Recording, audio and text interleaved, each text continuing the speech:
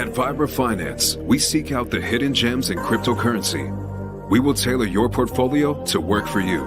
Are you ready to transition your investments from traditional markets to cryptocurrency? Are your coins staked and earning interest? Are you overwhelmed with all the jargon in crypto? Is your portfolio underperforming and you want to reposition into consistent winning blue chip coins and viable projects?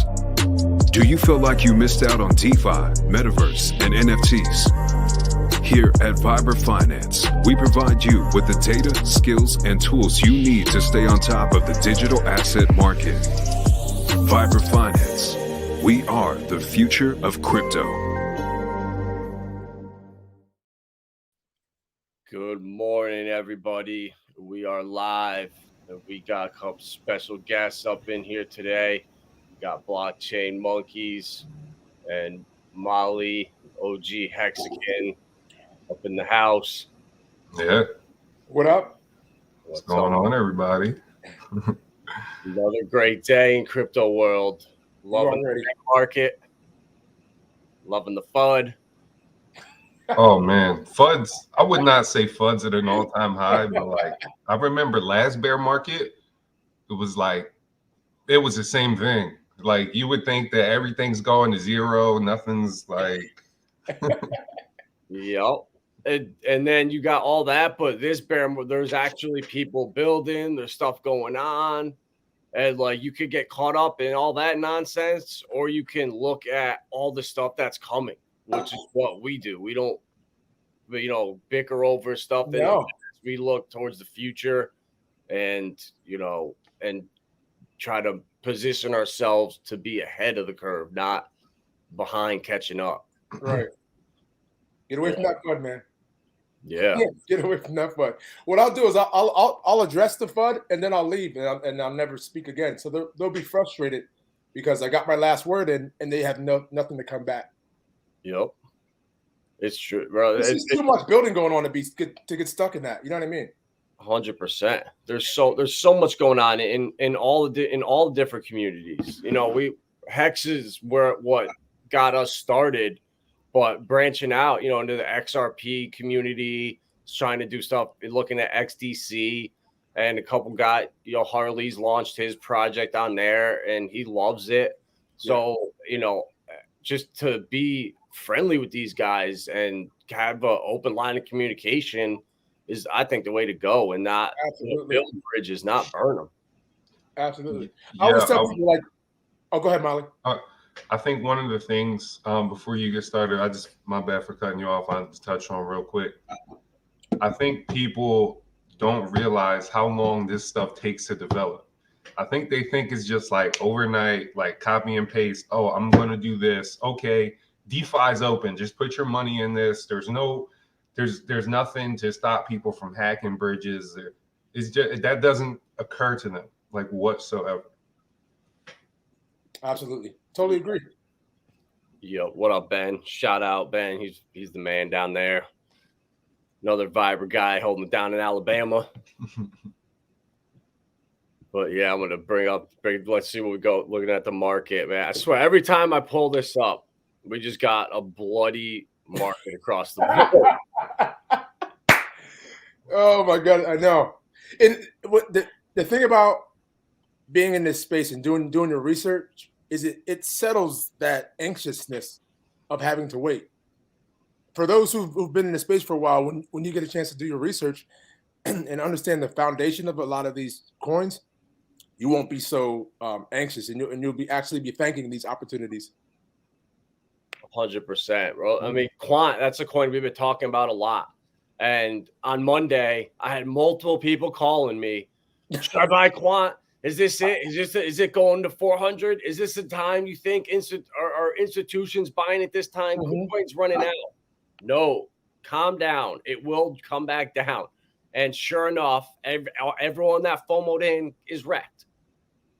We're down to 167. If you had patience, yep. Now the downside from here obviously could drop another 50%, but compared to up at 215, it's an enormous difference, and that's what being through a cycle, experiencing a bear market. You know the market. You don't make these mistakes that, you know, it would cost you bad. If you bought in up here, I mean, you're down 30% already, 40% almost.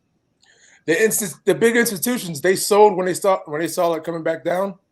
And now with their fresh set of money on the sideline, they just bought back in. Yep. I remember Quant being $10. Bro, when my wallet got hacked with the Hex and the YF die when we were in Denver, I had the other coin I had in there. I had 50 Quant in there. And it was, you know, it was like $5 or $10 back then, but you know, this was in 2020. So I had known about Quant and what they were doing way back then, but these things take so much time from when you first find them, identify them, to when they actually pump or they're talked about or they're shilled across social media. It's, you know, it's a waiting game. No, you're right. I just, like I was saying before, people don't take the time. Like even with one of the things I wanted to touch on today was like gaming in crypto. Like a lot of the games are like, they're like, I don't know, like 64-bit games from looking like, I don't know, Sega, not even Sega Genesis. I would say like the very first Microsoft computer that came out. You know what I'm saying? Like, let's not kid ourselves. But there's some games that I'm really bullish on. Like he just pulled up Illuvium. Yeah. If anyone goes and looks at like their open beta that comes out, honestly, I think that's the best looking game I've seen in crypto. Like so far, it looks like an actual game that you would play on a console. I completely agree with you. I think, you know, and then DBK too.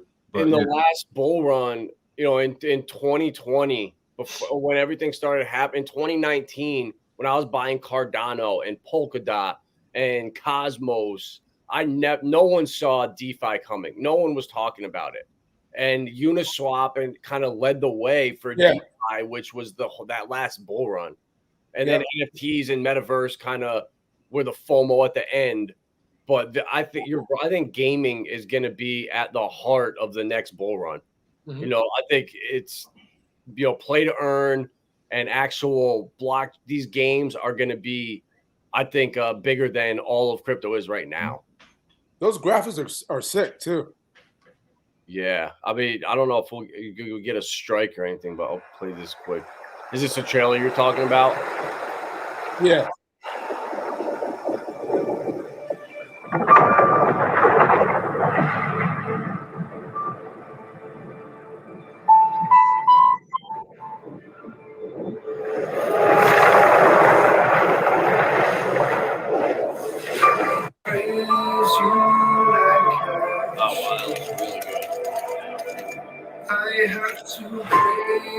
Rick, you see that?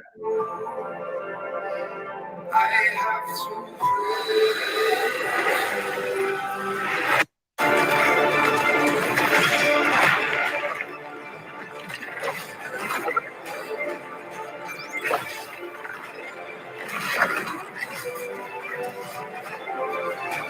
That's really cool. Yeah. That looks really good, bro. Because I remember I got into like Game Zone was one of the ICOs that I got into, and they were just pumping out these fake games, and they were just putting trailers for, like, they just looked like movie trailers. Yeah. And they were saying that they were games, but there was no design, there was no development being built in the actual games. They were just releasing these alleged games that were coming, and people were supposedly coming. Yeah, I saw a lot of that. And that's why I was going to ask you, Molly, have you found any other information besides the outstanding graphics that would lead you to believe that this is a potential target? So if you go online, like that's actually like not even the whole thing, right? If you go online, you can see the open world beta. So like that game right there was like some of their earlier stuff. Okay. Like actually right now they're working on an open world beta. Like, I don't know, like let's say like your favorite game, let's just say you're like walking in open world and you can go wherever you want. Like it's like that now. They're developing it to that stage where like on YouTube, you can see like instead of like being on a board and have limited movement, Yeah. go like wherever you want, like teleport. You're actually like fighting people, like and all of that stuff. So it's like, I mean, to right now, that's the most developed game that I've seen on the blockchain, like whatsoever. I mean, all those we've got so many other ones like DVK, but like Axie, like what have you really seen from them? Like Crystal Veil, like all of these other things, like it's just not the same. Yeah, that's awesome. Yeah, Mobius was just talking Project Quantum. I think it's. Let me know if this is the one that I've heard of. That I think Qubit, if that's the one you're talking about, the project. It might not, but yeah, it's. I mean, Illuvium. Just looking at this chart, man. I mean, if it can get back to half of where it was, it's like what was the all-time high on that? 2000, like 1800. And we have $50 right now. So like for people complaining about the bull run and if they messed up or like, I don't know, they just didn't get into the right coins. These are the opportunities that you want right here. 100%. This is absolute capitulation right here. Look at that. That's a beautiful drop. I mean, down 97% from the all-time high. I mean, how much lower can this go to? I mean, your downside risk from here. I mean, do your own research, but this is someone that if it just goes up 50%, come on, dude. And I know Alex Becker and a lot of the big influencers I know were loving Illuvium. They were showing it hard last bull run, and Forged and a couple of the other Super Farm, but it wasn't the time. You know, the next bull run is going to be utility driven, and it's going to be stuff like this right here that initiates that and that brings payments or crypto mainstream. You know, it's crazy. We've been waiting for this like 2 cycles ago. Yep, you're right. It's not going to happen until there's legislation. There needs to be laws in effect for institutional money, for pension funds, for sovereign funds to put money into this. Yeah. What's scary though is that goes back to that Sam Bankman-Fried thing. Yeah, there we go. Where it's like, okay, you guys need regulation, like which is fine, and regulation to some extent. But I think they're trying to just make everything KYC. Like you're on the blockchain, you can do whatever you want, but they're going to know it's you. They want to know it's blockchain monkeys making these transactions. They want to know that it's Adam making these transactions. And I mean, if the DeFi protocol or brokerage, if they're not legislated and they're not under like a brokerage filed in under there, then like how are they going to distribute tokens and swap anything? You know what I'm saying? They really can't. At that point, in the sense, it becomes illegal. Just like 1 inch is illegal here, but somehow we all still use it. So, dude, you have a really good point there. So when when businesses and corporations start to adopt crypto and actually use it, and they're running on Ethereum, you know, it's gonna just change the landscape of everything. And they're going to try to make it so if you don't own your coins through a JP Morgan, if you hold, say, a Uniswap, but it's not held through JP Morgan's Onyx, or it's held through this new EGX exchange, right? It's going to be illegal. So you can hold all these altcoins in your hard wallet, but it's going to be, if it's on Ethereum or it's on one of these old chains that's not whatever KYC approved or fully whatever they're trying to do, they're going to be worthless. And that's what they're aiming for. And I know that's what Sam Bankman-Fried is trying to push for. All the coins right now, that if you don't hold them on FTX's exchange, you can't trade them in for any money. And there's been a lot of pushback to that, because how can businesses operate without anonymity? You have to be able to buy and sell goods, and your transactions need to be private on the blockchain. You can't have your your competition having access to your suppliers and all that stuff. Yeah. So there needs to be privacy in this, or else it can't work. Yeah.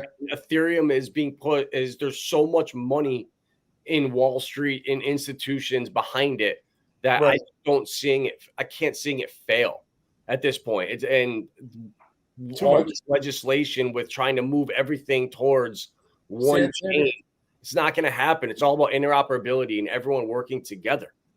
And this centralization is just not good at all, man. It's all about, there's a fine line between centralized ownership and needing some centralization. Right. What he's doing, man. I mean, BitBoy, you probably know more. I haven't looked that much into it, but I saw a couple of BitBoy rants where he was saying, and next month we'll really know what he was doing and how crooked he really is. Yeah, I mean, just think about this: like the guy that bought Celsius and is bringing Celsius back to life. You get what I'm saying? Like, he's like helping fund what they're doing. He's helping bring Celsius back to life and Voyager. Yeah. Oh, who's doing that? Sam Bankman-Fried.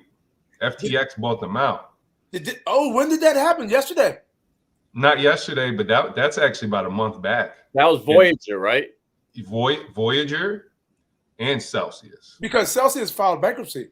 And now they're coming back as a custodian. They're not an exchange anymore. They are a custodian, quote unquote. FTX now? No. Celsius. Okay. Oh boy. I just saw JP Morgan hired one of the executives at Celsius. So basically, This guy is running a criminal organization, and JP Morgan's like, hire that guy. Yeah. Like not to delve off into something like kind of weird, but one of Celsius's their head people was like a porn star, and like you can look her up on the internet and see like her porn. Like this is how, like, not saying that you can't transition from one career to another, but like this is the type of dirt that you can find on almost every single one of their employees. Is just crazy. Like, what really took me back here. Sorry to cut you off. Former Celsius executive Aaron Levine has joined JP Morgan Chase as executive director of digital assets regulatory policy after his days of defrauding the American public at Celsius. Doesn't say that, but it should. Right. He said, it does. He was head of policy and regulatory affairs at bankrupt crypto lender Celsius, which he left in September after an 8-month stint. That should be an 8-month hiatus, they should call it, where he ripped off and lied to the American public. Isn't it crazy how the inventor of voice over IP did this? And now he's going to JP Morgan. Let's hire him at JP Morgan. Unbelievable. They just wanted to be like the stock market. And honestly, I think everybody that's in crypto now is blessed and get what you can get while you can get it. Because soon, like Adam said, I can see like you having to I don't know, just like now the stock market, you got to be KYC'd, you gotta there's no black market for stocks. You can't go anywhere and sell stocks without being registered, a picture, you can't do anything. You don't physically own your stocks either. Yeah. You can't just, I'm going to transfer one stock to another person. That's what I don't like about it. Exactly. You don't physically own them. That's why everything's going to be tokenized. Or ownership. It has to be, stocks, shares of stocks will be tokenized. I didn't have time to bring it up, but there's an entire community that's built or being built in South Carolina, like a gated community, and every house is an NFT. And so that's going to cut out so much friction between. I used to be a real estate agent. I was in commercial. And from the time you looked at a property with somebody till they signed a lease until they took possession was a year to 2 years sometimes. And a lot of that is going to be cut down with just the sales of NFTs. Everything will already be verified on the blockchain. So you won't need this title companies. All this stuff will be gone. Have you checked out Lofty AI with Algorand? Because they're doing something like that. No, but I will. I've only seen Ropey. Yeah, I've been using them for about maybe a little less than a year now. The rental payments come through each and every month, and there's no hassle on your end. They handle everything. They give you full reports, and they also do a voting. If changes need to be done with the property or anything like that, they send you out a full report, tax information and everything, and proposals for votes. That's cool. Oh, wow. We should do a deeper dive into that on a different stream because I'm super bullish on Algorand. Absolutely. Lofty AI. Made on Algorand. Yeah. So Lou HG, not asking for financial advice. If you had 20,000 to spend, how many cryptos would you have in your portfolio? So I would say how long. My first answer would be how long are you of a time frame is this? Is this something that is for this next bull run? Is this something that you're just trying to set and forget it? How aggressive are you trying to be? But if I had 20 grand right now, what would I do? I would probably take 5,000 of it and put it into Quant. You better say it. Let's go. Quant and Ethereum, I would take by 5K. I would take another 5,000 and go put into Polkadot and some Binance and FTX, maybe get some exchanges in there, some gaming and metaverse plays, some stuff in there. Illuvium could be a good one. Gala, Cetify, some of the gaming studios in there, and then I would look at the ISO list of coins there. The stuff that's working with the financial messaging, trade finance, Casper, Zinfin. So I would probably with 20 grand right now hold about 10 coins around there, give or take. Yeah, especially if you're just getting into crypto. Yeah, and all like Polka, and so I would look for coins too that you can stake too. If you're tossing up between a couple coins, like if you're looking at Casper and XDC right now, they're very similar, Chackle in the same industry, but Casper has 10% native staking on their website. So once you get that Casper into your ledger where you own it, you can then stake it on Casper's website, just like Hex, with basically no risk. You're not giving your keys away to anyone else, and you're earning interest right now. So, even Zilliqa, something that I would take a look at with the staking there, 15% on Atomic Wallet and 12% through your ledger. That's what I would do with 20K right now. What about you, Eagle? What would you do? I would separate that into maybe 7 different digital assets. Quant definitely being one. Definitely look at all the ISOs. I would say look at all the ISOs, and a few NFTs, and maybe 1 or 2 gaming coins. What about you, Molly? I mean, man, you kind of gotta be at this point, you gotta be spread in almost every sector. Like I definitely ISO, definitely DeFi, and definitely gaming. So I mean, and that's the tough part about it is we can name 100 coins. We really could name 100 coins that could be solid projects. But my answer to him, man, is just pick what's right for you. So I mean, we love Hex, we love Quant, XRP. There's just so many, man. There's so many that could be big winners. Matic last cycle was a huge winner. I mean, if you just had $100 into Matic since the bottom, I mean, that was one of the coins we got around a penny. I remember I bought a half Matic for $250, and that was almost 17,000 Matic, and I sold it at a 25x, a 50x, and a 100x, and my friend held on to it the whole time and 300x that bad boy. Yeah. And I sold too early, but that again, I'm not gonna look back and fault myself for taking profits at 100x. I'm gonna do that every time. Yeah. Yeah. No, you ain't lying, man. You could turn 500 into 50,000. You just take that. I mean, you made off like a bandit anyway. It's you can't just be thankful sometimes that you made what you made and not look at what somebody else made and be like, oh, I could have did that. It's it's not a good way to look at it, man. Yeah. And I'm saying those coins are not, I'm just like not even remembering that I already have my bag of H bar and I have that staked. I already have my hex staked. I've already sacrificed for Pulsechain. So if I wasn't in that position, I would definitely have H bar, some exposure to H bar on that list because of the staking. Native staking's coming with Stater right now. It's still over 10%. And, you know, the hex, I would definitely have my hex, and just to get my copies of everything over on Pulsechain when that launches.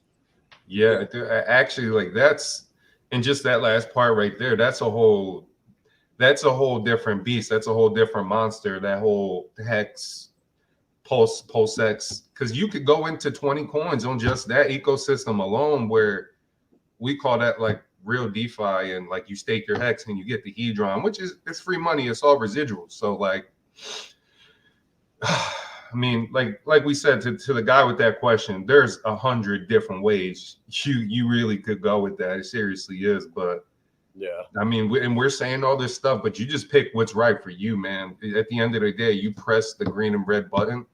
Like none of us can press that green or red button for you. So, I mean, just take everything we said with a grain of salt. Yep, 100%. I hope that can help you out, Lou, man. And if you have any other questions or whatever, you know, you reach out to, you know, I'll help you out anytime you want. Answer questions for you. That's what we do every day. Let's see what else we cover. PayPal. Yeah, here we go.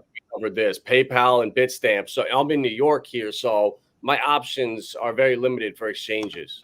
You know, we can only use Gemini, we can only use Bitstamp, and I don't think even Kraken's allowed. You know, Bitmart, BitTrue, Mexi, you can't use any of that up here. So seeing PayPal and Bitstamp integrate, that to me is massive, because it allows you to. I was always telling, I have a lot of people that wanted to buy Bitcoin on PayPal just because it was easier. They didn't have to buy a ledger. They didn't have to do anything. It was right there.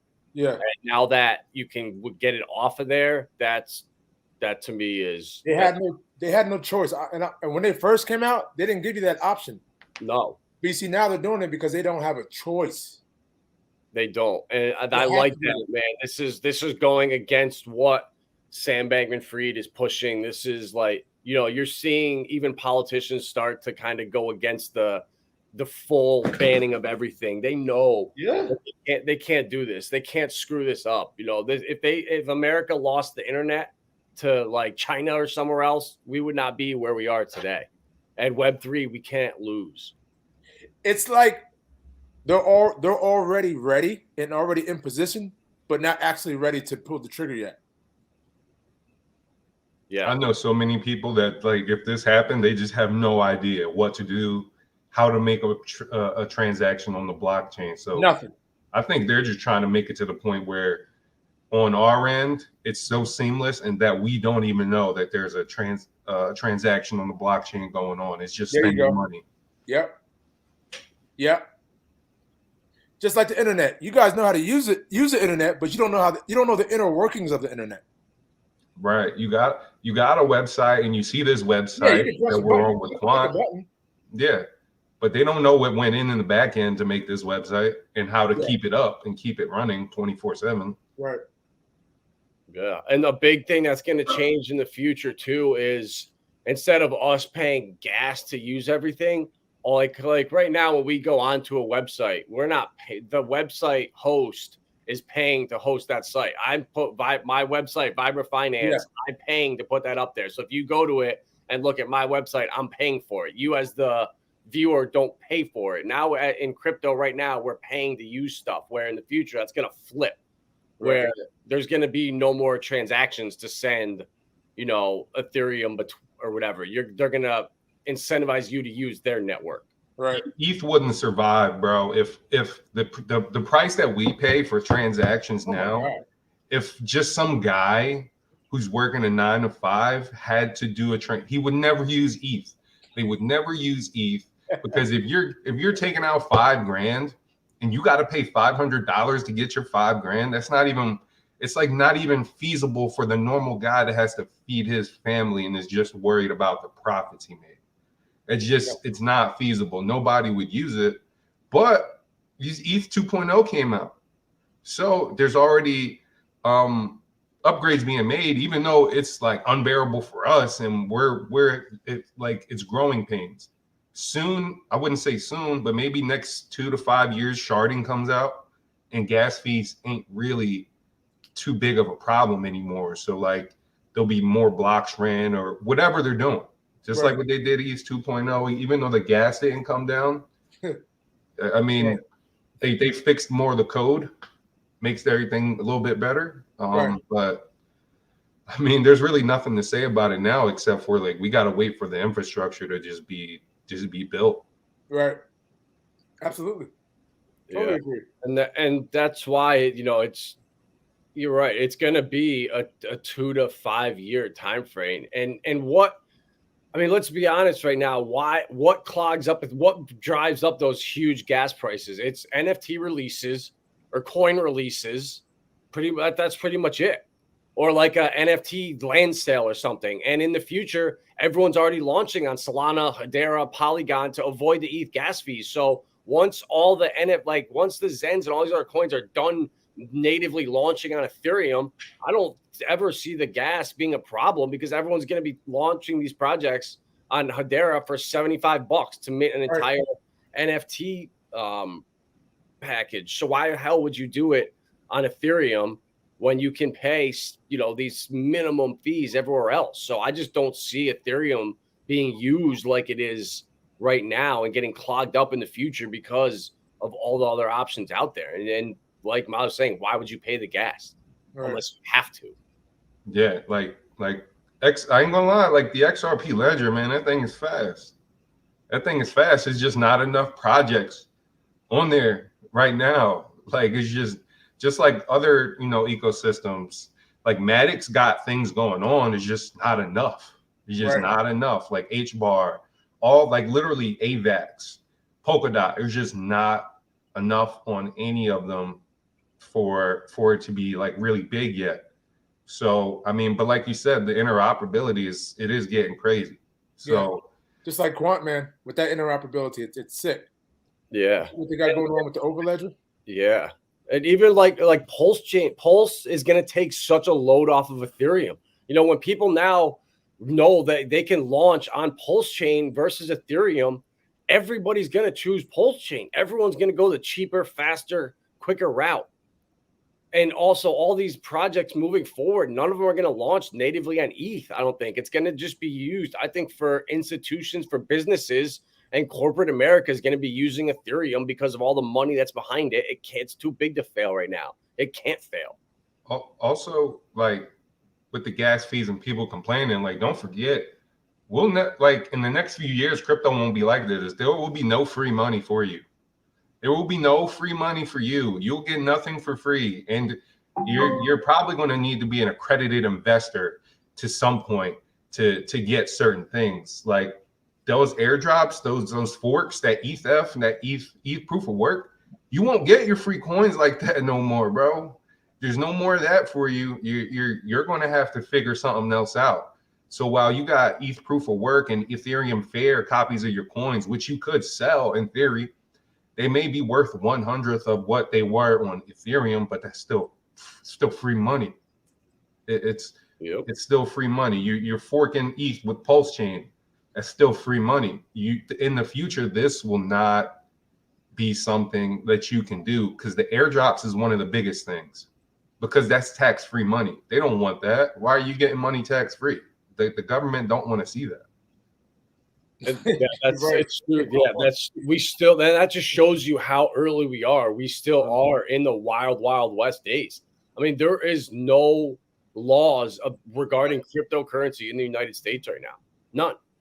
So we're paying taxes. If you're on purpose on crypto, I mean, you're doing it, and there's no laws on it. It's crazy. So you know, you're right, bro. Everyone's that's bashing Zen right now.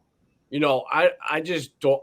How can you stop that when you hear Jack say, this is the first time I feel comfortable getting into crypto. That when he has hundreds of people telling him that firsthand, his free project there got them into crypto.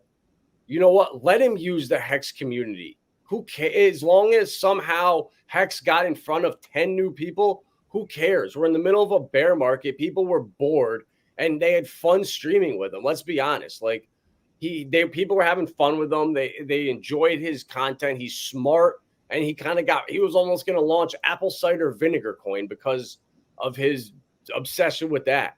And it turned into Zen. And now like I just all the bashing and I just take no part in it. Like, why focus energy on that when you can be looking into the XRP ledger, like Casino Coin, like at least they're all the airdrops, Sologenic, Corium.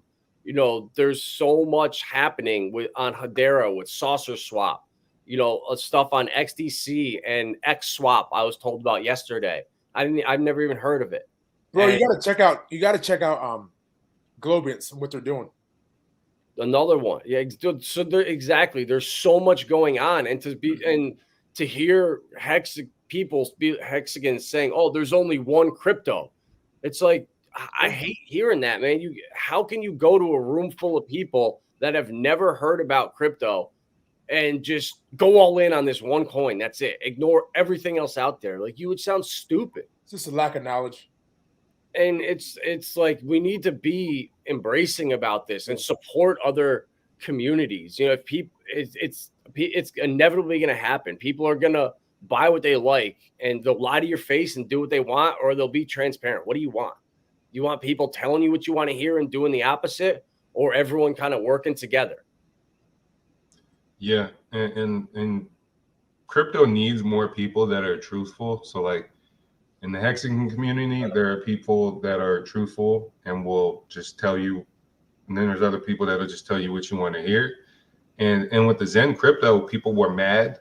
I think more because some people are just not to be trusted with money, and whatever they see, then they don't even know. They didn't do their own research. They'll go and buy it. And I mean, that's that person's fault. And I mean, I guess it made the gas fees go up, so they were mad about that. And Jack Lemmon has never was his thing. Yo, well, I'm going to get you 100x. He's never said that in his life. It's never been about money. What he said, it was always, I want mass adoption, and that's it. He didn't say anything about price. He didn't say anything about that. And I understand why some people are mad, because I guess they wanted to do their transactions that day and it didn't work out for them. But I mean, that was 4 hours. It lasted. After I waited, I wasn't going to pay the $95 whatever it was, so I waited until it was $12, and that was like 3 hours. So if you couldn't wait 6 hours, like really? No, they want it. They want it right now. Everything's microwave. I want it right now. Give it to me right now. Yeah, that is the worst mentality you can have in crypto. That's the mentality. You will stay chasing the next coin that on coin bubbles that's pumping tomorrow when you pull it up. Oh my God, what's XCN? Let me FOMO into this thing. And it's horrible. You know, we need to like let Hex is your savings account in crypto. Take your profits and put it into Hex and grow it. You know, it's such a great tool. Teaches you delayed gratification. It teaches you how to own your crypto, not to give your keys away to middlemen. It teaches you so much. And then from there, you can start expanding into the metaverse, into gaming, into DeFi, into lending, you know, into the whole ISO, trade finance, messaging, distributed ledgers with supply chains, everything that's happening, NFTs. There's so much going on that we need to start to just bridge communities and start really like embracing everybody out here. You know, there's so many people that are bringing awesome projects to Pulsechain that are doing it because they have a passion for it, not because they're trying to make money. And, you know, hopefully those people are highlighted and, you know, their projects are brought to the front, not paid bullshit shills that are inevitably coming. And the thing is too, everything's not going to prosper, but you got to give these people credit for putting in the effort and trying to make the space better. Like, instead of bashing them, oh, you sacrificed this much and the price went down. It's like they try. I mean, there's going to be some scammers. Obviously, we're in crypto. There's always going to be one or two guys who just, they're going to do their thing and just straight up rug it. Then there's also projects that will prosper, do great. You'll get 100x. You might get 1,000x. Then there's some projects where like it just is what it is. But that's just how crypto works, man. It's just like a business. If you were an angel investor, and I mean, Mark Cuban goes on, like, what is that show? Shark Tank. Yeah, they'll invest $1 million in something that'll tank and it'll never do anything. So I mean, that's just how it is in the whole world. Yep, exactly. The more risk you're willing to take, the more you could be rewarded, and obviously, the more risk you take, the more subject you are to a scam or losing your money, and that's up to everybody to navigate for themselves. Do your own research. That's why you have to take educated risks. Yep. Just remember, everybody, Dogecoin was a joke. Like, it was literally made as a joke. So I need people, if everybody can't like just remember that, was it ever supposed to do 1,000x? No, it was a joke. And the fact that it did should let everybody know that anything is possible in crypto. But I will tell you this: I'm not mad for not investing in Doge. But that's just what I'm saying. Right, but I get it. Anything can happen, bro. Anything can happen. Right. Exactly. I didn't buy Doge. Exactly. I never bought Doge. I never shilled it to anyone. I've never talked shit about it. I've said, I would never buy it. I don't like put people on blast for buying it. It's fun. You know what? Maybe it was a fun community to be in the middle of COVID when you were stuck in your house and you didn't find, the Hex community or a fun Discord community, and you found the Doge community. And it was fun for a little while. It was fun for a little bit. Right. Exactly. Watching because there was big meme communities all over the place going crazy about their meme coins. Yeah. That will be a thing now forever. Every community is a meme coin, and they will have them, and it is what it is now. It's part of culture. I never thought I would see Doge almost hit $1. I was amazed. Like, when I tell you, I was just like flabbergasted. I was like, how? This thing was literally 1/100th of a penny, and it like went to $1. I mean, maybe this other coin wasn't hyped up, but V4 that you got for free for holding VeChain, it's almost now. It is the price now that VeChain was last bear market, and that blows my mind because I remember how cheap V4 was. So cheap. It was like you literally could buy 1 million V4 like that, like nothing. It would cost you $10 and you wouldn't even think twice about it. Nope. Yeah, I have like $5 in VeThor that I've accumulated since I bought VeChain. Exactly. Imagine somebody who had 1 million VeChain. Yeah, bro. They just bought it on some like whatever and amassed, I don't know, 10 million V4 just because they were bored and bought it for $100. And like just imagine how up they are, and it's just like that. It's like that. People don't know Quant could be $10,000. Why not? We're only in 2022. So what's this article, Eagle, that you Oh yeah, here? Go up to the top and see if they got the title there. I'm gonna just bring it up full screen here in a second.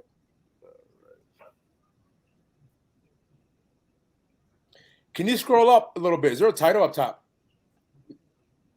Okay, yeah. So right here it says, "Are TradeFi and DeFi on course for convergence or collision?" And scroll down, because what made this stick out to me, because with everything that happened with Terra, that kind of like put a little damper on a DeFi space, like as a whole. Even other chains saw a significant loss because of that news. So I see Gilbert Verdin and what he's doing with the Overledger.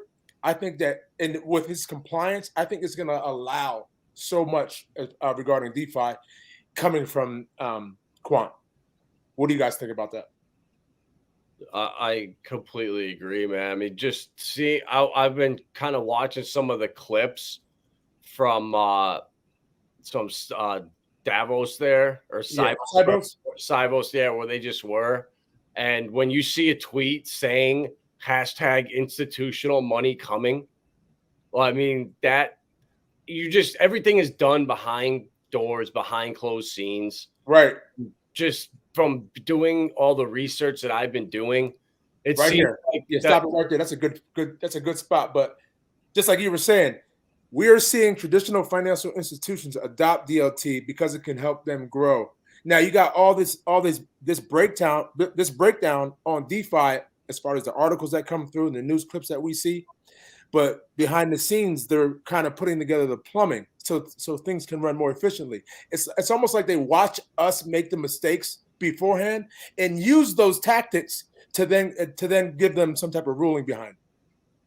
yep. Soon the economic energy will focus on better projects. Step one is getting capital in the crypto. So that's exactly right. And after legislation comes in a couple months, when this Ripple lawsuit settles, that is going to be, I think, step one on the big level to unlocking the floodgates. Yeah. You're seeing it around the world happening. And my tinfoil hat theory, I'll just throw it out there right now, is people are talking about the grayscale, the discount on the grayscale. It's like 40% right now. Yeah, on purpose. That grayscale is 40% off. It needs to go to back up to zero. Well, what if all of a sudden they release a spot ETF and that 40% discount now gets you double, or for every half Bitcoin you own, now you have a full Bitcoin. What if a coordinated discount? So I'm like, so what happens if that happens? If that spot ETF, boom, gets announced and that Bitcoin is now worth 1 Bitcoin. All of a sudden, that premium, that negative premium, is now on the other side. Yeah. I would say, what if Fidelity takes 401ks and you could just roll your 401k? Let me sell what I have in over here, the Dow. Let me sell what I have over here, and let me put Bitcoin into my retirement fund. And that's very easy for them to set up and do. It's all it is an integration. That's all it is. They need to integrate the system. That's it. Like everyone's like retirement plan, if you have an employer, it's like set up to Fidelity. Like I wouldn't say everyone, but everyone I went to has all been set up through Fidelity. So like you can just roll the stocks that you have and you own in your 401k. Okay, it's still locked away as a retirement fund, but okay, I can have Bitcoin in here, and you can do that already with other places. But a lot of people just want everything done for them. Just here, take my money and just you get what I'm saying? They don't want to call people, hey, I need to open this, I need to do this, I need to do that, I need to type in my social. They want everything done. We're lazy as a country, lazy. Yeah, they just here, take my money.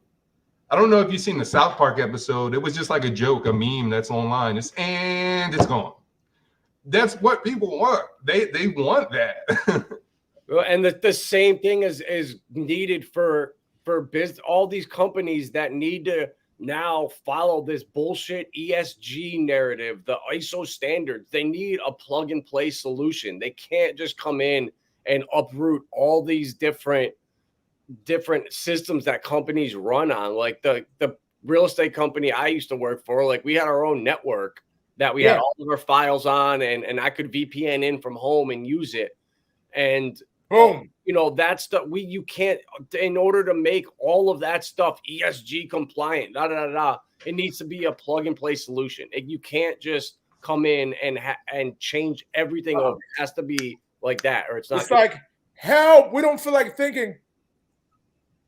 Yo, we can't understand it because we are just like independent thinkers, where we're just like, okay, like I want control of my money. Yeah, I'm going to do this. I'm going to put this over here. Okay, I'm looking at this. I see all the ISO. I mean, honestly, bro, for anyone just looking all the if you were in crypto, you probably figured out back in 2020, like when all the paperwork has been there. Those files showing you where Quant is on the overledger, showing you how this ties into XDC, JP Morgan, and their own private network, so the banks can use that to funnel money in the blockchain on XDC, and that's a hybrid network, which is using like Ethereum, and then switching it over to DLT, so then you could use it with XRP, XLM. And I mean, bro, there's so many ISO coins that are tied in. Hedera, just to have Hashgraph technology. They got a partnership with Department of Defense. I mean, man, I haven't even talked about this, but it's called like AirWatch or like Planet Watch. That's what it's called. Planet Watch on Algorand is selling you air. They're selling you H2O. Okay, guys, this is what's going on, and you have to pay attention. You guys don't know, they're selling you air. Okay, it's already there. Okay, they put a little filter in your house, and you earn crypto. I'm gonna get one too. You earn crypto for filtering your air, guys. It's here. It's already here. Okay. Oh my God, it's crazy. It's called Planet Watch, and I think, if I'm not mistaken, we got to check. It sends the data of the air quality back to them for their research or whatever to help improve the environment, maybe. The green plan, and then that's the whole thing. They'll do anything to get you to go green. Anything. That's the new narrative. That's the narrative to shove this whole agenda through. And I was so under the spell of global warming. I was out like hugging trees, bro, like 5 years ago. I was so bad. It's still good to hug trees, though. Don't get that messed up. Yeah. And like I was so under the global warming spell. And now it's like now I'm starting to see through it. And it's like, man, it's all an agenda. And it's all a narrative to shove whatever legislation through and get whatever laws they want slid through with you looking the other way. And back to we had the Luna, the fiasco. I know for a fact it was Gemini that took part in it. There was multiple people that took part in leveraging Bitcoin and Luna and shorting it to crash it. Like that took Gemini. It was Binance. And I forget who the third party was, but all of them did it together. Like this was not just a random incident where Luna went down. This was a coordinated event. And then they put the profits into Bitcoin, make Bitcoin pump. Now you're FOMOing, and then they sold on you. I got you liquidated too. So then it's like they hit you with the double wham, bam, thank you, about the door. Yep. They gave you uppercut, then they gave you a side hook. Yeah. Yep. Exactly, bro. And like this is. Do you think regulators will prefer convergence or competition with the need for markets to be safe and consumer protected? It's so bad. The word play that we're watching the play. It's like we're in the stands. They have the script on the screen and they have the play on the stage at the same time. Yeah, but the weird thing is, like, right, even though that's on and they're showing you the play, it's like only people that do your research, it felt like they're a coach on the sidelines looking at the play script. If these people aren't doing their research, they're like a fan in the stands, in the nosebleeds, and they're like, "What's going on? I need to see." Yeah. Yep. Although the regulators now understand it though, and are taking the right approach by letting markets decide what's appropriate and then regulating against that. Now, do they now? The rules to come in so that they can treat it like any other asset class. There you go. So they're saying it's a win for everybody. And Quant, this is on Quant's website. So, this to me, that to me is good. That it's at least showing signs that it's not going to be these horrible legislations that are going to ban everything and bump accredited investor status to $10 million and make it impossible for everyone to get into. I think they're just, and the IRS is now armed with 1,000 agents to come steal your crypto. It's all just to scare you. Yeah. Yeah, and I don't think you'll need to have like a ton of money, but like just like now with the stock market, you see it with the accredited investors. There's things that they're able to jump on for, you know what I'm saying? That someone like me, I couldn't jump on to that. Now in like crypto, people got actual like we have actual resources to become wealthy and watch our net worth grow. Whereas if you're in a stock, man, you're hitting 10% a year or something like that. While people who get to like buy the Ripple shares and all of this stuff early, Coinbase shares. Link too, like, man. Oh, look at there were people got into Coinbase on here for $10 a share. This was on Link 2 for 10. On Link 2. And it launched at 370. So right now, if you bought on here, you're still at like a 5x profit, just dumping on people's heads. And see, the worst thing about everything is like we see how easy this is, and what since you are a accredited investor, how easy it was for you to just make out like a bandit. And they'll take and sell you this, that some guy like Kevin Durant, oh, he made this great investment. He was so early and he bought Ripple and he made so much money. It's like, first of all, Kevin Durant is making $30 million a year. He probably put $100,000 into Coinbase and made $4 million. Where it's like, bro, this dude already got money. They're gifting each other cars. Intelligent or intellectual about that whatsoever. Exactly. It's like, I understand. Like, I ain't gonna hate on the guy. Like, he made his money. Yeah, don't word it like that. Yeah, he made his money, but it's like, y'all gotta stop upplaying these people. Like, they're so smart and like business savvy. Yeah, dude, so it's so bad on here, bro. So once you invest a certain amount, you get in their Apollo Club, and that gives you even more discounts on stocks. So like Ripple going up is like $41 or something. If you buy 100,000, it's like $40. If you buy 150 grand, it's $39. If you buy 250 grand, it's $37.50. So the more you buy, just the cheaper it gets. So they're just incentivizing the rich to get richer. Yeah. And meanwhile, the mainstream narrative is thinking that XRP, all these YouTubers talking about XRP and what's going on, it's nothing to do with, it's all to do with Ripple and Brad Garlinghouse and Chris Larson and their sale of XRP. This is all about Ripple, not the digital asset. People are so confused in the difference between Ripple and XRP. It's mind blowing. And I think all the money is going to be made here in Ripple, the stock, not in XRP is going to do phenomenal. But I think the stock this year is going to outperform the actual crypto itself. Well, they're already. Did you see? Go ahead. Did you see the video? They had Brad Garlinghouse on stage. It was recently, and he was talking to the reporter, and she was saying about other countries do not care about what is happening with the SEC lawsuit in the United States. They're still running business as usual.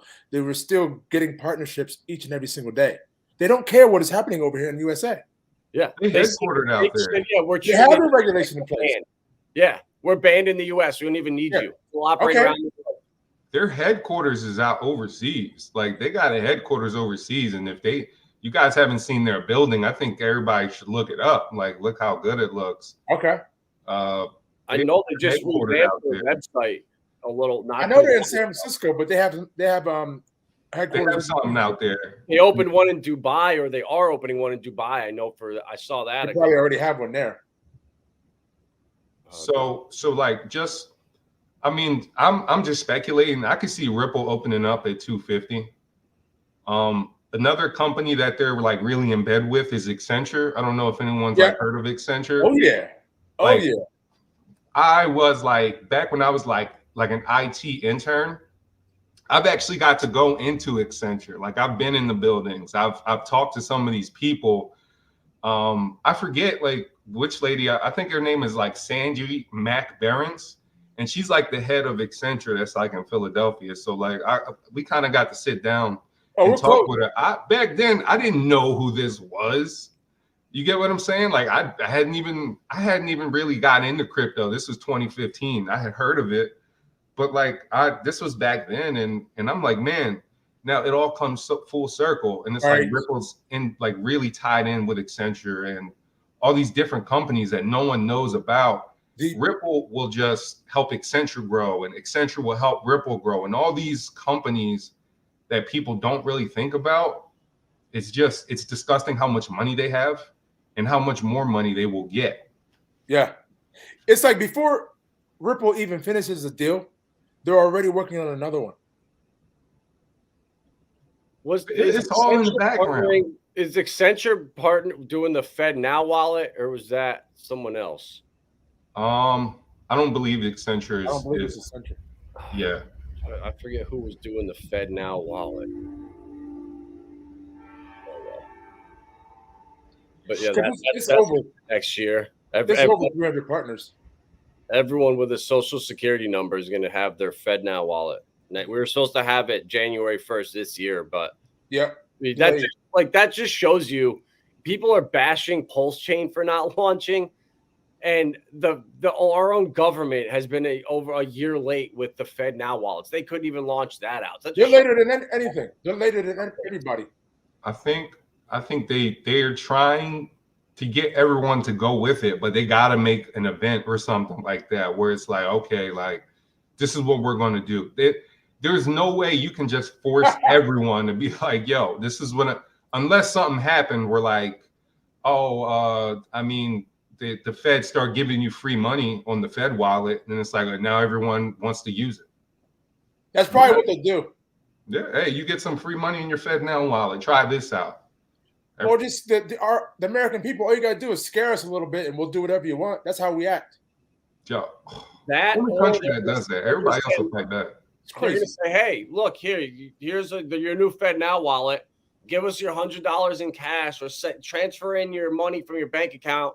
If it's $1,000, we'll give you $1,200 of the new money, and people will be like, "Oh, $200 free dollars, I'm in," and they can just do that, and everyone will just voluntarily or take your stim. Yeah, it's gonna be a ticket that you're gonna have to take. So if you don't take the ticket, I mean, I don't know. It's gonna be interesting. I mean, but they're talking about it too, to where if you spend it, like if you don't spend it, they'll take it back. Like I saw that. I saw something like that could possibly go in place. Yeah, I mean, just look at Australia is the best for the world. Like they have no cash. They ripped it up. They're going all digital, and it's all under the green agenda. And I think Australia is the pilot. It happens there, then it moves to Europe, then it comes over to us. You can't even get Chipotle now unless you use the app. Whoa, for real? Starbucks and Polygon just partnered to do something. Yeah. I didn't know that. You can't get Chipotle without the app? You need the app. Well, where I live at, you need the app. I went to the store. I'm like, they're like, yeah, use the app. I'm like, huh? I was like, wow, okay. So you can't walk in with a $20 bill and buy something? No. There was a sign right at the front of the line. There was a sign. Exactly. So things like that. So this is how they can do it overnight. Little sprinkle here, little sprinkle here. Walmart, Wawa. Hey, just check out. We don't need a cashier. Just check out here. Wow. Yeah, I remember they wasn't accepting cash for the longest time at the checkout. Coinstar, I can buy Bitcoin in Giant. That's interesting. Wow. So along with the military, government, welfare, and food stamps, that's 1/6 the population right there on the new currency. And then you give a 10% bonus or send in $1,000, and we'll give you an extra 100. Then you'll get another 10% of people or another 6 will take the 15% bonus. So now you have a third of the country on the system. And then from there, it's just you can see it right now how it's happening right in front of our eyes. Yeah, a little sway. I mean, if people do it right, you have your own little crypto. You got your own crypto fund and everything that you've been supposed to have been doing. And then I'll take my free Fed Now money and I'll spend it and do whatever you need with it. All that. Okay, you giving us this? Okay, I'll take this and I'll invest it over here. Thank you.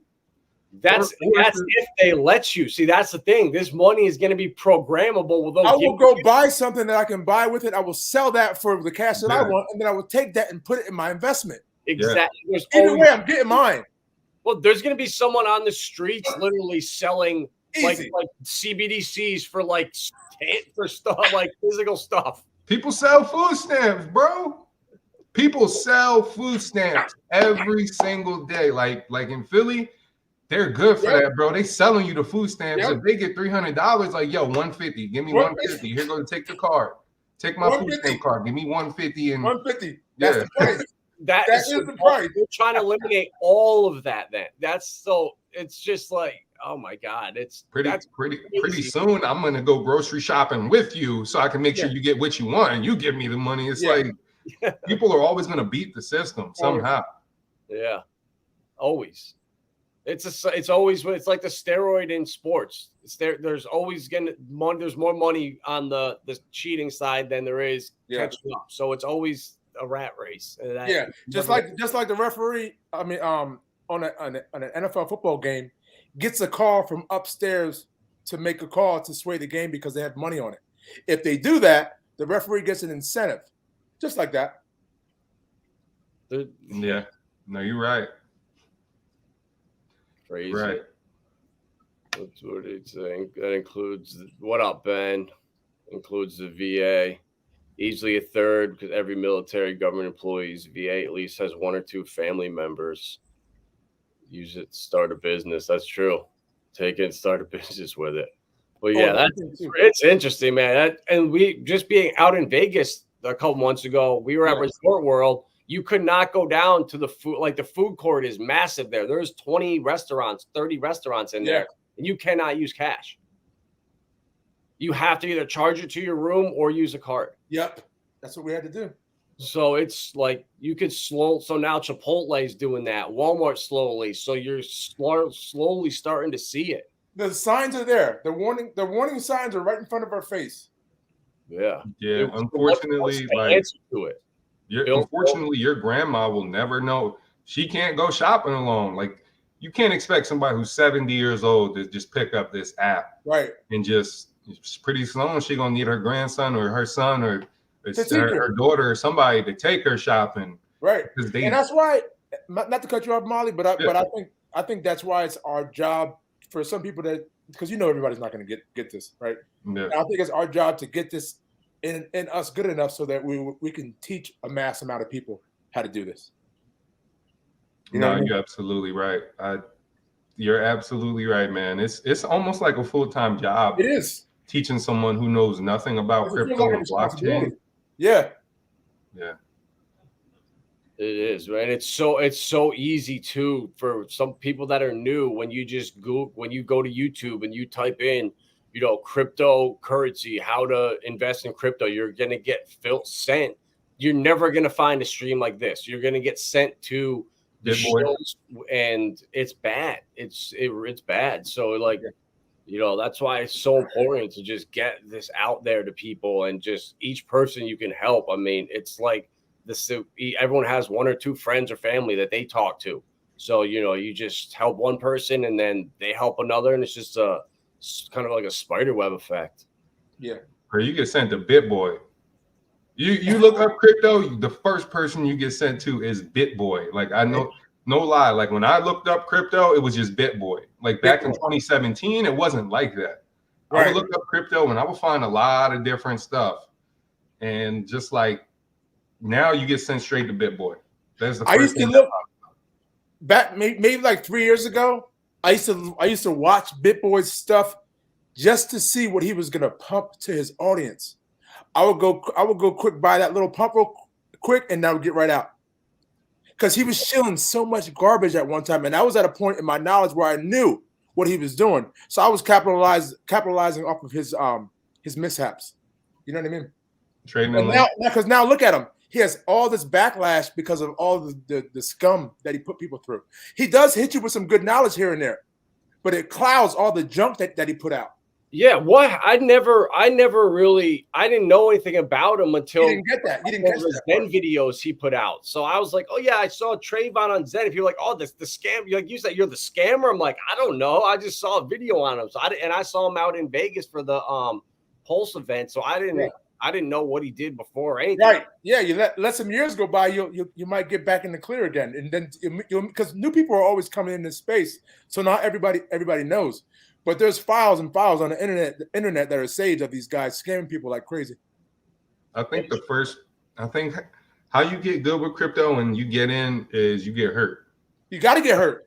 I think that's the best thing. Like you go in there, you just get straight up punched in the face, and you're like, oh, damn, all right. How many times you get scammed, Molly?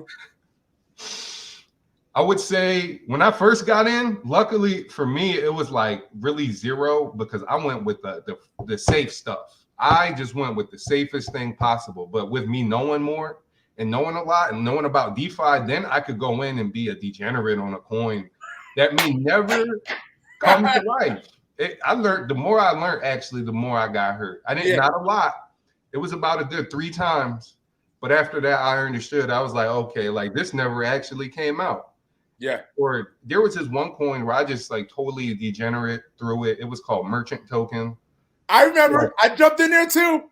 It was like $50. Bro, they said, oh, okay, we're going to list on Uniswap on this day. Come to find out, they listed on Uniswap on that day. I looked at the price chart. They were selling a week earlier on Uniswap. I was like, what? How is this possible? They already traded it down 90%. And it's like, wow. You know? Yeah. I mean, over 50 times for me. Yeah, no, this is, after that, I'm like, okay, no, I truly understand. Even though I didn't throw a lot of money in it, it was just like, I truly understand how many scams are like rampant. Yeah. It's such a beautiful learning lesson. Oh, the honeypots are, well, I'm seeing that a lot now. So a couple people someone in our Discord bought a honeypot Zen token before it came out. And his buddy was like, hey man, my buddy bought Zen, but he can't sell it. And I'm like, that's the honeypot. That's the whole point. I was like, I did that shit with like some Batman Inu coin. That was the last time I got scammed, was with Hex Machina. We were buying Dinger and like Cat's Claw Inu or some shit. Yo, right? Mind you, I mean, blockchain, you might not know about them. And like, I don't really like the guy too much, but you know, B Roots, you know, Adam, B Roots was behind a lot of that stuff where it's like, he's not a bad guy, but when you know you got people that don't have that much money, which is like a lot of crypto, like that's why people will throw $50 or something, because they're like, all right, I need 1,000x. Let's see. And I mean, he would like, I don't know. There are certain things where you know you have a whole community following you and looking up to you because you're an OG. And you were one of the first people talking about that project or in that community, talking to people, and you're just shilling other things, which is fine, but shilling other things that have use case, shilling other things that you know are going to be used or solid projects, not telling someone that, hey, I'm going to make a degenerate play. Right. This is a degenerate play, which is like, you know, it's like I'm not gonna be like, yo, put all your money into this. I'll be like, yo, I'm making a degenerate play. Please don't. Like, you can tell someone, please don't put your money into this, and they're gonna do it anyway, just because you once bought it. Once I got smart to what was actually going on here, I stopped all that. I couldn't even do it anymore. Like once I came to a realization of these particular type of tokens, I couldn't never even talk about it. Like there's something inside of me that said you cannot ever speak about this again. And I just stopped.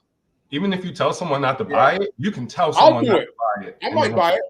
Yeah. Would you just by tweeting about it, you did the damage. That's enough. You got that following. Those people are waiting for that tweet. They're literally looking for you to post a coin that you're not talking about, but that's like a little signal that's going to be the next gem. People are like dying, and that's how you find the honeypots. That's how you find. Even if you say do your own research and you talk about that coin, you're still doing something that's really wrong. Exactly. You can't say do your own research and then say go invest in this. Don't do that. That's why I will only talk about stuff that I own myself or have owned, or that that I will own in the future. Like there's nothing on stream that I've talked about that I don't own or have a tiny bit left, because it's I don't know. I just feel like I'm lying to people. Right. Yearn Finance, Justin's son told people like, don't buy this. This is a test. This is a project. Don't buy this. And what did people do? They bought it and pumped it up to $97,000. Yeah. Yearn Finance. They pumped it up to, no one talked about it. Like they talked about BTC at 69K, but no one talked about Yearn Finance at $97,000. Nobody talked about it. That's true. That was wild. I remember how. What's it at now? Like 6,000 or 7,000, something like that. Yeah, it's down a lot, but I know it came out at 3K. So I mean, you wrote that up to $97,000. It was like, I mean, mind you, right? Even though like we can seem ungrateful in the crypto space because we done been here and we done made money, but the normal family, like most people in the US, a whole family don't got $1,000 in anything. No. So Right. Nuts. Oh my god. And what did it launched at $7.90? Or no, $31 it looks like it launched at. I don't know. It's saying the all-time low is $30, but chart's still in 800. Damn, look at that run it had though, too. Well, if it really the all-time low was really $31 and it went to 90,000, Jesus, 24,000x. but you really had to be like a Justin Sun guy. And I mean, he already got a bad rep, so it's like, I mean, How do you buy into how do you buy into this coin at $50,000? FOMO. That's people are still buying it. Trading value is still $20 million. I mean, people are still buying and trading this coin. I mean, I guess there's only 30,000 of them. That's pretty damn. Yeah, pretty low. But yeah, we're getting way off subject now. But that's I think that's everything I got. Anything else you guys got for? No, that's pretty much it. Was there another article I sent you or no? I think we covered the MasterCard. MasterCard, yeah. Oh yeah, did I not? No. Yeah, real quick touch because that's a pretty big deal too. Yeah. There we go. So we got here: MasterCard joins with Paxos to help banks offer crypto trading. The payments giant will verify. Where's that right down here? There you go. Yep. Joins MasterCard started with Crypto Source program where it will help banks follow crypto compliance rules. Okay. MasterCard knows a little about compliance with crypto. I didn't know that, but okay. Verify transactions, provide anti-money laundering, and identify monitoring services. Like what's this going on here? And I'm wondering, are they gonna have FDIC insurance for that? That's a thing I've always wondered too. Is like that's what I own some Aragon ANT's the ticker. Yeah, because they're the only coin that I know that's doing anything for like any remedies for scams or like suing someone on the blockchain. Like they're the only ones that are trying to do something for holding people accountable. But looks like this could be with Paxos. They could be the ones that are kind of ushering in the compliance and going to be a third party. There's no way MasterCard is going to be doing this. Like their Visa is integrated with crypto now. They're partners with Ripple through buying. They bought a huge company that's a Ripple partner. So now they are right in the middle of this, and it's the same thing that the MasterCard's doing here with Paxos. Is slowly they're integrating into through legacy into crypto. Yeah. So there's a lot of consumers out there that are really interested in this and intrigued by crypto, but would feel a lot more confident if those services were offered by their banks.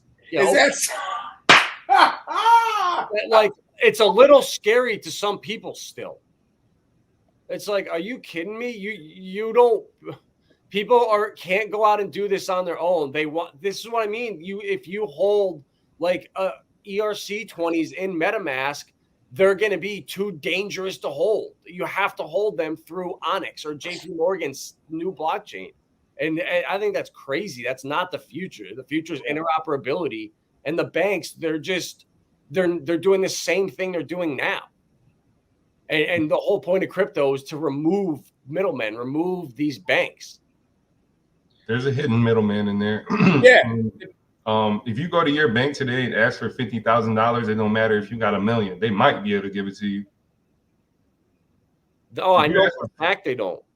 Yeah, exactly. If you want 50K in cash right now, even though it's your money, and you know what, I got to go make a purchase today. I have to go pay for something. Yeah. I have to go buy something. I have a contractual agreement or something where I'm supposed to buy this house or close on this or buy this piece of equipment.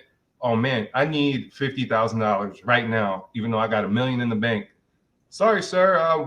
We might be able to give you 10 or 8 today, and come back next week, and you can pick up the other 40.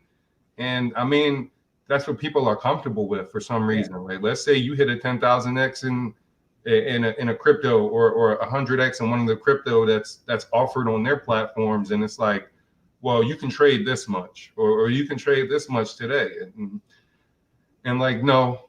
That's really not what everybody wants, but they got to feel protected by the government. So, I mean, that's true. You have to call ahead to get more than a couple thousand. If you want my up around here, if you want more than $2,000, you have to call ahead, and it can be up to a week. Damn it. And it's now you're better off just going to a casino and just getting and putting advance on your credit card and paying the $20 fee. You couldn't just get up and be like, you know what, I feel like going shopping today, or you know what, I feel like going to the Bahamas today. But like, why? And you got a limit on your ATM card. So even if you got a $2,000 limit, you can go to 4 ATMs, then you're done. You can't get all your cash out. I mean, I guess that's always been a problem. Yeah, but with inflation and everything, it's just making that problem worse. It's like throwing gas on a fire. You see how in China they got bank runs where it's like, nah, bro, you can't have your money. Yeah, I've seen that. You just like, not only that, can you not have 50,000? Actually, you can't have anything. Please go away. Yeah, China, they're screwed with all the real estate problems and the scams going on there. There's ghost cities over there that were built and people were promised. Yeah. But, sad, man. Yeah. Hopefully, things are looking bright though. There's always, the glass could be half empty or it could be half full. So it's on you to steer clear of the negative stuff and focus on positive stuff and what you think is going to be, game changing in the future. And there's a ton of things. There's so many sectors of this market that are going to explode in the future. And we're just so early that, we're almost too early. A little bit. Like, that's what people don't understand. Like, I'm starting to understand that, like, a little bit in this space could be a lot. Like people may be like, yo, I don't got that much money, or yo, I don't, like, this is your chance, bro. Like $100 in this, if you just leave it there, like, even just in XRP, if you put $100 in XRP today and just leave it there over the next 10 years, how you know it's not going to be $10,000? I mean, realistically, it probably will be in 10 years, that $100. It'll be $10,000, Like, you make a couple of those plays and maybe you might not have as much as like this guy or that guy or somebody that's like us has been in crypto for a minute. But like I said, like, at the end of the day, people got to kind of be grateful, like, just a lesson to people, be grateful for what you have and what you're going to get, and not be like, oh, I don't have this much, or have, like, I mean, really, crypto is your chance to make some real money in your life for the first time. And yeah, that's such a good point. And like, experiencing a full cycle is like, when you want to be buying coins is when you feel like I'm missing out on this other opportunity. Oh yeah, I just bought a little more Hex this week, but Quant pumped. I missed that pump. But like, you want to have that feeling when you're buying coins that you're doing it right that way. You're buying stuff that's capitulated, that's down low, and it's not starting to pump. You want to buy things pre these pumps. Like, I think Quant is overlaying the chart of like XRP, XLM, Casper, and Quant. They're identical charts if you look at them, except Quant started to break out already, and the other three have not moved yet.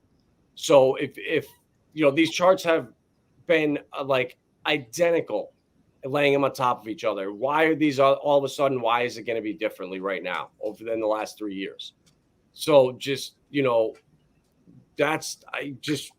it's okay with buying coins that are not going to move right now. That long term is the way to think.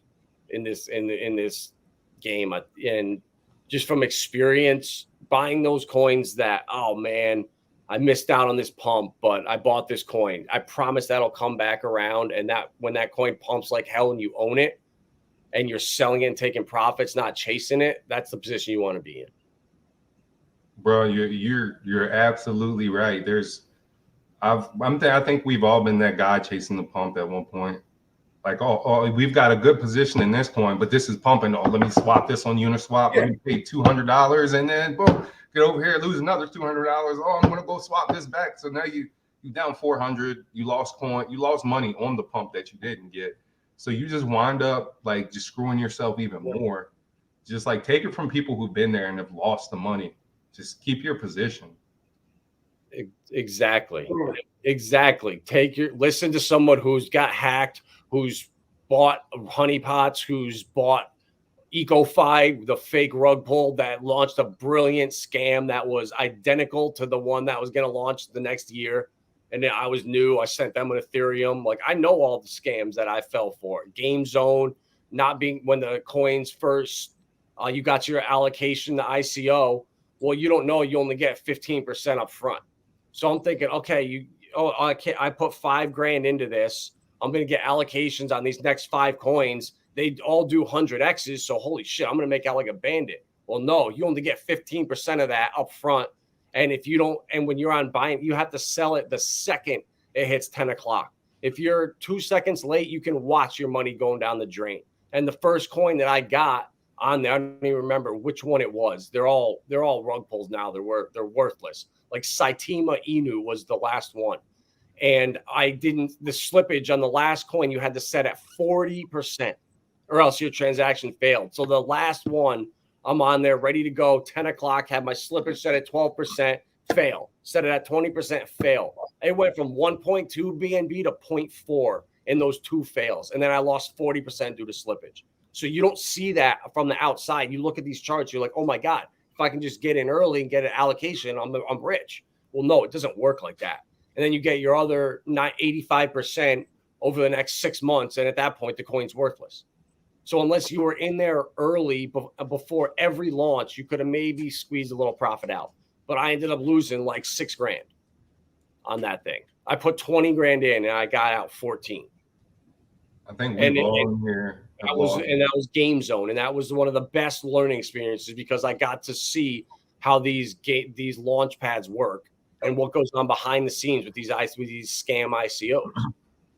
I think all of us in here have seen and lost, if not 7 figures, 6 figures, not by just like just buying scams, but watching the bull run come and then going back down and sometimes not taking profits or taking profits at the wrong time, just seeing this one coin shoot up and you just thinking like it's going to go up, and then it starts to make its way down and you're on your FOMO, you're on your like that high of crypto where it's just like this thing will never stop going up and you don't sell. You don't sell when you should have sold.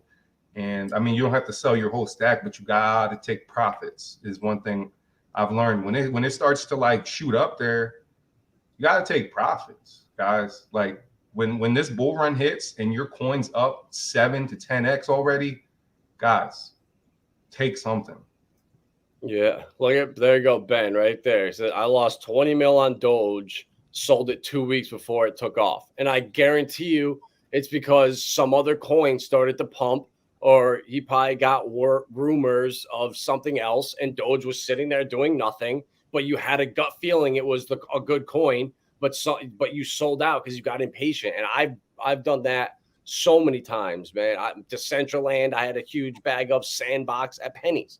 And look, it was disgusting how much they would have been worth, but you learn, and haven't bet exactly 2000s. Yeah, exactly. I remember selling hundreds of thousands of hex like it was nothing on Uniswap, just like, oh, here goes 500,000 hex. Like, people would have killed to have 500,000 hex, and I'm just selling it on Uniswap like this ain't nothing, bro. It's like $100. Like, cares? Like, but then it comes back to buy. You're like, that was really stupid. That was just like really like obviously everyone has 20/20 hindsight, But it's like we've already made those mistakes, man. If you buy something, just hold it. You bought it for a reason. Your gut told you for a reason. You found that coin for a reason. You know, that's the one thing that I took from the last bull run is all those coins that I found and I sold out. I sold them purely because of FOMO, not because of some red flag I found. And that's, it's so important to just ignore that stuff and know how to own your crypto with confidence. It changes everything. When you can look at a chart and not care that it's going up or down, because in the long run, it doesn't matter. You're in the right spot. It's hard though. It's hard for a lot of people because you see a big number, something you've never seen in your life, and it's just slowly dwindling and dwindling and dwindling. And I mean, people, you gotta do everything with conviction. If you buy something, just buy it with conviction. Like I know. I bought this. That's so crazy is when you see those numbers on a screen go drop from 500,000 to 250,000 to less, you start to panic. But when they go up, it feels like nothing. When you wake up and you're like, oh my God, and you have this massive pump, nothing changes. You don't feel any different. But when it goes down, all of a sudden you get this anxiety, this fear. Like it's crazy psychologically what it does to you. Friends are calling you. Yo, what happened? Yo, what's going on with this? Yeah. Yo, I bought this. What do you know? It's not 50 cents anymore. It's 10. Buy some more. What are you talking about? Buy some more. Right there. Yeah. Yo, my bad, guys. I got to jet on out. I got to get to my next project. But this is awesome. Hey, dude, no, it was awesome, bro. We'll do it again next week for sure. This is gonna be a week thing if you guys are in. Keep crushing. Awesome, bro. Thanks for coming on. Thanks for having me. Good seeing you, Molly. Good seeing you too. We'll be over here again, man. All right. All right, Eagle. Oh yeah, Eagle's awesome. Well, that's the power of community. I never would have met Eagle if I didn't go out to Vegas and go to that Sologenics party, trying to branch out and meet people there. And I wore all Hex gear. I wore my Pulse. No, I wore the Suzanne made hats and shirts, like all rhinestone and Hex and Pulse. Like I was decked out and all that. And 5 or 6 people came up to us and were like, we're secretly Hexicans. Don't tell anyone. And they would not tell other people there that they were Hexicans. And that's when you know you have a problem with your community. When there's other people there that are telling you they're Hexicans, but they won't say it out loud because of some stigma, or like you got these guys arguing over, oh, Zen got vampire. They vampire attacked us. And it's like, to the outside world, you look crazy. It's honestly just like when people like for like even like with Bitcoin, like some of the big talking points is like, oh, it can be 51% attack because it's proof of work. Like, I mean, even though that's somewhat true, when people say that, it means it's like you do sound crazy, because like what are the percentages of that happening? Yeah. Like what the actual percentage is probably like 0.00001, which like it could happen, but it's like, well, I mean, Ethereum could drop to like $20 too. Like we're talking about like hypotheticals here. And I mean, like, I think people get too much caught up in that, Yeah. I mean, I think everything in life and in general is a distraction, from the news to anything. It's to keep your attention focused one way while everything's happening over here. And you got to see through it and not focus on it, and just really just do your own research. Listen to multiple people and look at things from a couple different point of views. You're not going to get that from one place. You got to go to multiple sources. And there's so many awesome things happening in this space right now, just out inside of the Richard Heart ecosystem alone.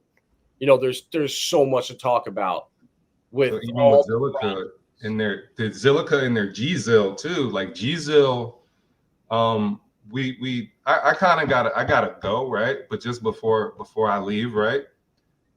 We should talk about GZIL, because GZIL has a lot of things going for it now. It's starting to really pick up traction.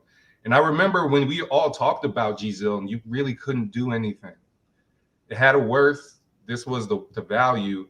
but now there's not a lot of there's just not a lot to do with it, but they're developing a lot on Gzo. And I mean, next time we're on, we can talk about that, because there's a whole lot of things, like you said, even with the Richard Hart ecosystem, there's a lot going on with everything, but one's so fixated on one thing, which, I mean, we all get trapped on it, but like you kind of like gotta like open up, and that's kind of end off with that. And I'll make sure that we see each other on here again soon.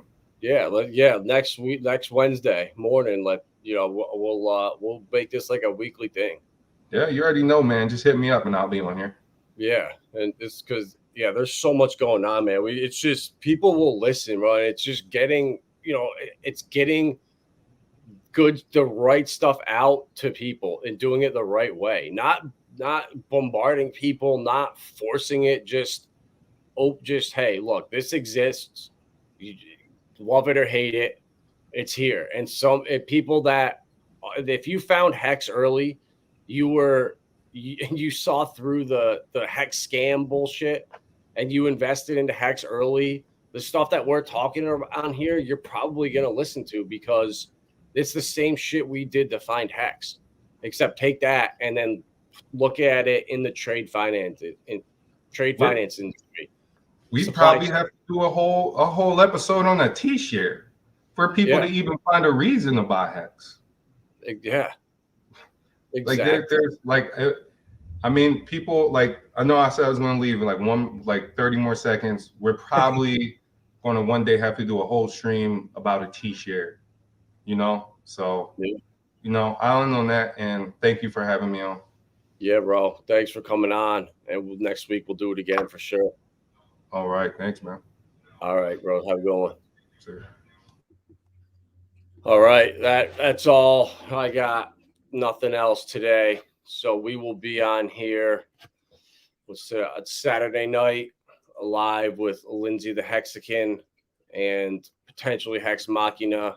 And then Tuesday morning, I'll be doing my solo streams, and then maybe a Thursday as well, if people be paying attention and watching.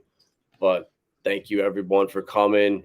Ben, Tin Top, Lars, thank you for stopping in. Lou, hopefully that, if you're still here, hopefully that could help you out what to do with 20K. Mobius, you're a legend. You always know that. Everyone else that stopped in, thank you for coming in, and we will catch you on the next one.